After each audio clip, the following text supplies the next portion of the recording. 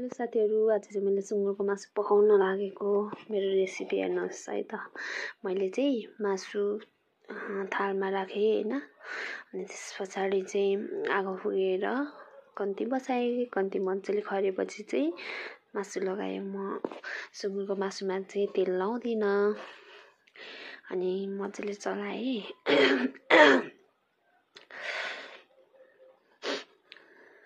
मजाले चलाउनुपर्छ नि त। अनि चलाएँ। अनि एकछिन मजाले खराउनु दिएँ, खारिनु दिएँ। अनि मलाई चाहिँ सुँगुरको मासु चाहिँ एकदम खारेको मात्र मनपर्छ क्या। त्यो कसैले त नखारी पकाउँछ नि त। मलाई त्यस्तो मन पर्दैन।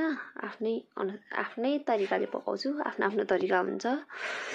अनि मजाले खारेपछि चाहिँ मैले प्याज र प्याजको पात मजाले काटेर त्यसमा एड गरेँ। अनि कसैले त अगाडि नै अरूको रेसिपीमा त कसैले अगाडि नै लाउँछ। तर म प्याज चाहिँ अब मजाले खारेपछि मात्र लाउँछु कि त।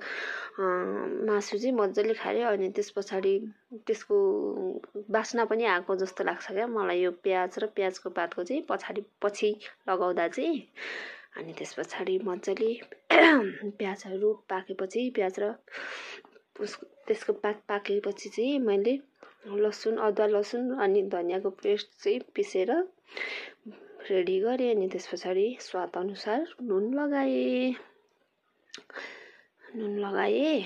अनि त्यस पछाडि बेसार कसैले अगाडि नै लाउँछ। तर म जहिले पनि मासुमा चाहिँ जहिले यस्तै गर्छु क्या। जुनै मासुमा पनि बेसार लगाएँ। अनि त्यस पछाडि धुलो खोर्सानी पनि एड गरेँ। यो चाहिँ सेन्चुरी हो।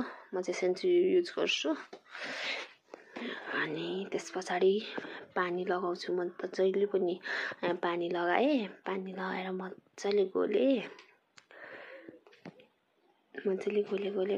अनि गोलिसकेपछि चाहिँ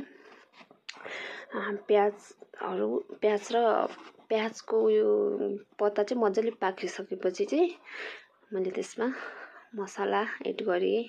अनि मसला एड गरिसकेपछि यसलाई एकछिन पाक्न दिएँ।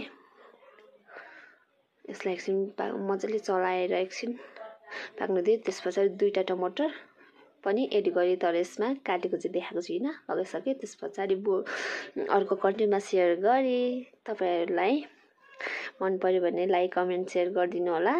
मन नपर्यो भने लाइक चाहिँ गरिदिनु होला है।